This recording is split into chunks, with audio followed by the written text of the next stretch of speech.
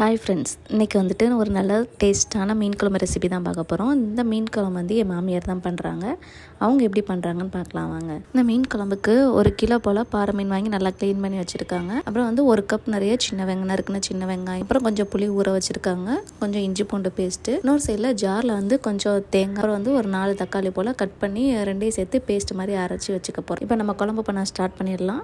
Stove on பண்ணி ஒரு கடாய் வச்சுக்கலாம். கடாய் சூடானதும் இதுக்கு தேவையான அளவு நல்லெண்ணெய் கொஞ்சம் சூடானதும் நறுக்கி வச்ச சின்ன வெங்காயத்தை சேர்த்து நல்லா வதக்கிக்கிட்டாங்க. வெங்காயம் வதங்கிக்கிட்டு இருக்கும் போதே ஆல்ரெடி ஜாரில் எடுத்து வச்சுருந்த தேங்காய், அப்புறம் தக்காளி, இது கூட சேர்த்து புளியை வந்துட்டு அதில் அந்த சீடெலாம் ரிமூவ் பண்ணிவிட்டு புளியையும் சேர்த்து நல்லா பேஸ்ட் மாதிரி அரைச்சி எடுத்து வச்சுக்கிட்டாங்க. வெங்காயம் நல்லா வதங்கினதும் அரைச்சி வச்ச விழுதையும் சேர்த்துக்கிட்டாங்க. இந்த ஸ்டேஜில் குழம்புக்கு தேவையான அளவு உப்பு, எங்கள் வீட்டு குழம்பு மிளகாத்தூள் ஒரு 3 ஸ்பூன், கொஞ்சமாக மஞ்சத்தூள், கொஞ்சம் சோம்பு பவுடர், அப்புறம் கொஞ்சம் இஞ்சி பூண்டு விழுது சேர்த்து நல்லா வதக்கிக்கிட்டாங்க.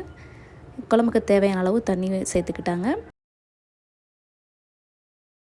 வெந்தயம், பெருங்காயம் ரெண்டையும் சேர்த்து வறுத்து பவுடர் பண்ணி வச்சுருந்தாங்க. இந்த பவுடரையும் சேர்த்து கொஞ்சமாக சேர்த்துக்கிட்டாங்க. இந்த குழம்பு பச்சை வாசனை போகிற அளவுக்கு நல்லா கொதிக்க விட்டுக்கிட்டாங்க. குழம்பு நல்லா கொதித்து இதோட பச்சை வாசனை எல்லாமே போனதுக்கப்புறம் ஆல்ரெடி க்ளீன் பண்ணி வச்ச மீன் எல்லாம் ஒவ்வொன்றா சேர்த்துக்கிட்டாங்க. மீன் சேர்த்து ஒரு 3லேருந்து 5 நிமிஷம் மிதமான சூட்டில் வந்துட்டு வச்சுருந்தாங்க.